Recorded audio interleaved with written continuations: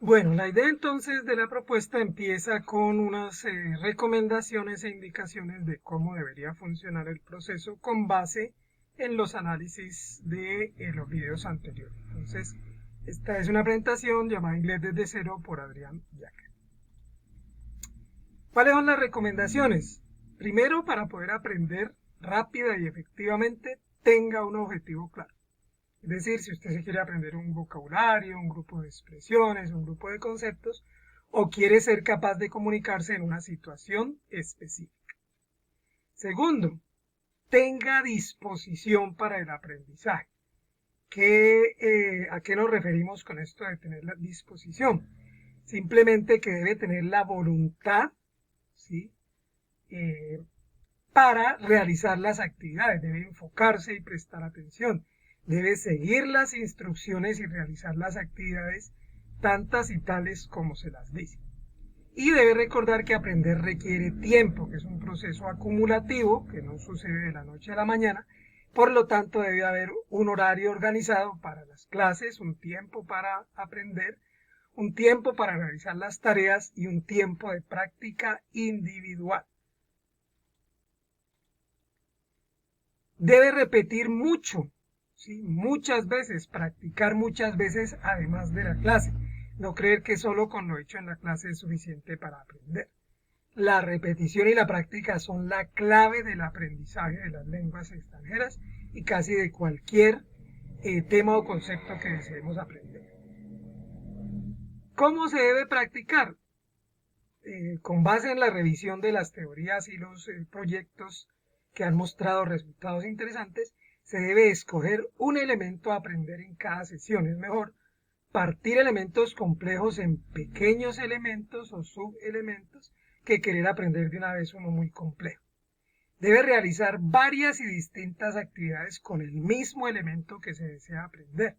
Entonces, se repite varias veces en distintas situaciones, en distintos momentos, de modo que la memoria reconozca, asocie, guarde y recupere lo aprendido.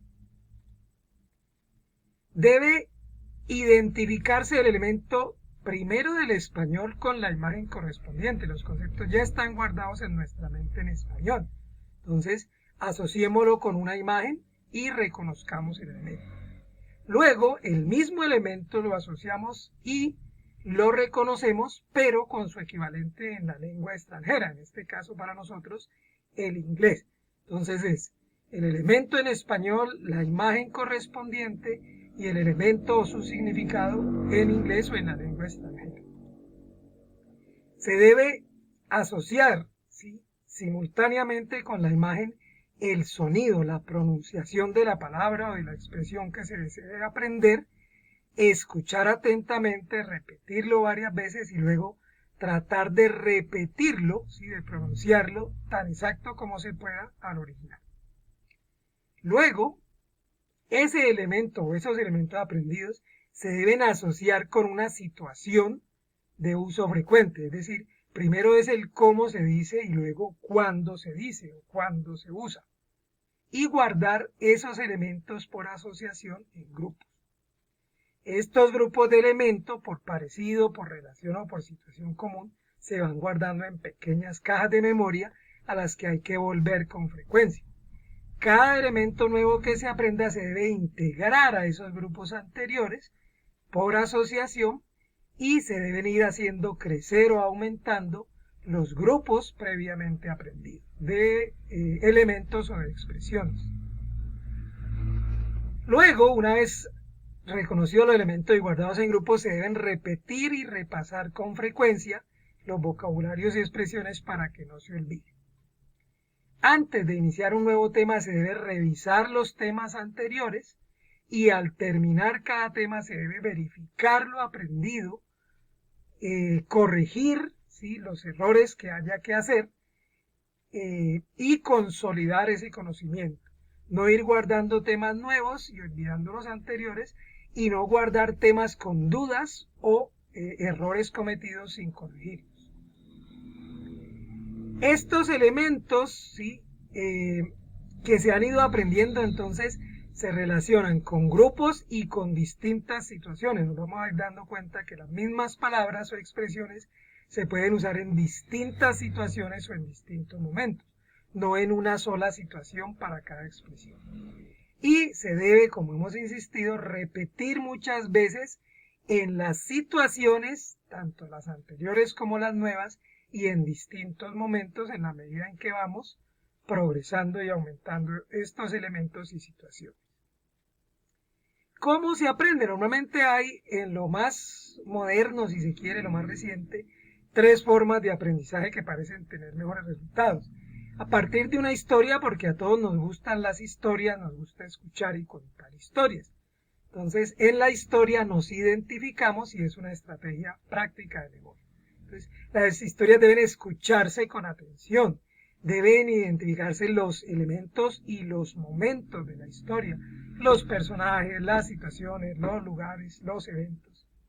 Se deben asociar elementos de memoria, como recuerdo yo a la Caperucita Roja o al flautista, por elementos en mi memoria. Y se debe tratar de repetir o reconstruir la historia tan exactamente como se pueda para mantener como una secuencia de el desarrollo de los eventos, una secuencia lineal o temporal, cronológica. Luego lo que podemos hacer es recontar la historia pero asumiendo uno de los personajes o incluyéndonos como uno de los personajes, lo que hace que adaptemos la historia y la cambiemos a nuestras propias ideas e intereses. Así como podemos anticipar los eventos de una historia, podemos transformarlos. Y la estrategia de memoria planteada ya anteriormente es identificar qué elementos en esa historia quiero yo aprender, básicamente vocabularios y expresiones, agruparlos y asociarlos en cajas de memoria previamente establecidos y repetirlos para memorizarlos. La segunda forma o situación de aprendizaje es partir de juegos. Los juegos siempre motivan, pero los juegos deben tener un objetivo de aprendizaje.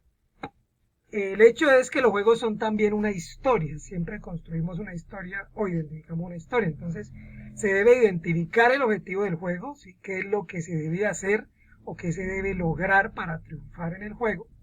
Se deben reconocer y aceptar y respetar las condiciones del juego y las reglas, qué se puede y qué no se puede hacer, es decir, evitar hacer trampa. Y finalmente establecer una estrategia para obtener los resultados esperados del juego. Entonces se arma como una historia, se arman como una secuencia de acciones y se practica. Y de nuevo la estrategia de aprendizaje lingüística es la misma.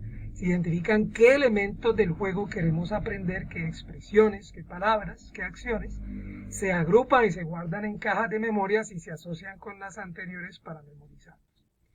Y el tercer elemento normalmente es identificar situaciones con problemas o dificultades para resolver.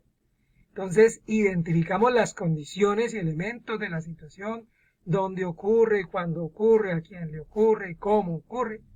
Reconocer el problema o la dificultad que queremos resolver, cuál es la cosa difícil, ¿sí? Cuál es la situación, cuál es el elemento problemático de la situación, y planear y ejecutar una alternativa. Aquí de nuevo ocurre que hay una historia para contar o recontar, de modo que podamos intervenir en un momento y resolver el problema. Y la estrategia sigue siendo la misma, identificar qué elementos del problema queremos aprender, agruparlos, asociarlos y memorizarlos. Esta es más o menos la propuesta de resolución a través de la propuesta de aprendizaje de lengua.